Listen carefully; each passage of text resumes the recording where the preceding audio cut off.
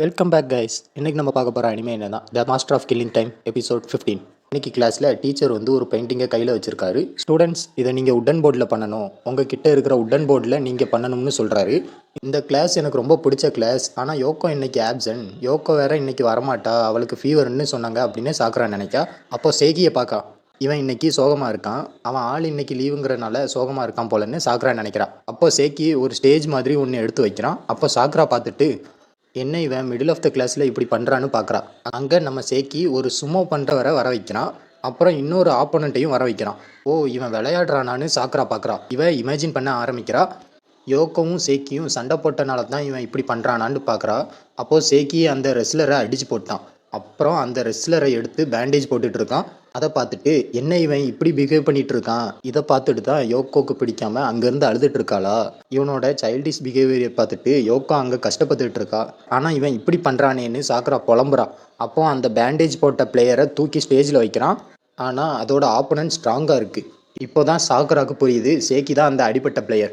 இவன் எவ்வளோ கஷ்டத்தில் டிப்ரெஷனில் இருக்கான், ஆனால் இவங்களுக்குள்ள இவ்வளோ பெரிய சண்டை நடக்கும்னு தெரியலையே எனக்கு. சேக்கியும் அவனே ப்ளேம் பண்ணிக்கிறான்னு யோசிக்கிறா. ஆனால் அப்போ அந்த ஆப்போனன்ட் ரொம்பவே ஸ்ட்ராங் ஆகிட்டான். இப்போது இவ்வளோ கஷ்டத்துலையும் இவன் எப்படி சமாளிக்க போகிறான் அப்படி இப்படின்னு யோசிக்கிறா. நான் எப்படியாச்சும் இவனை காப்பாற்றணுமே, நான் இப்போ என்ன பண்ணுவேன்னு யோசிக்கிறா.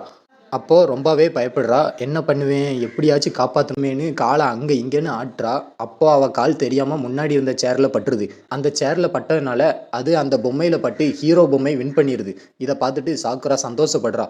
ஆனால் சேக்கி இதை பார்த்துட்டு என்ன இது எப்படி நடந்துச்சுன்னு பார்க்குறான். அப்போது அவன் யோக்கோ அங்கே பேயா வந்து அதை பண்ண மாதிரி பார்க்குறான்.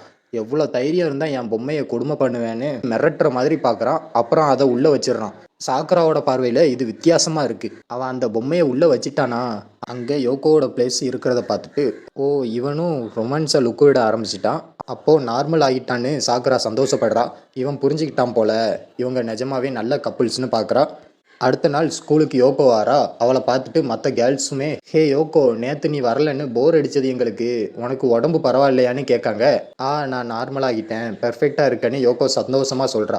சாக்குராவும் இதை பார்த்துட்டு பரவாயில்ல, இவங்களுக்குள்ள எல்லாம் நார்மல் ஆகிட்டு போல, யோக்கோ ஹாப்பியாக இருக்கான்னு சந்தோஷப்படுறா.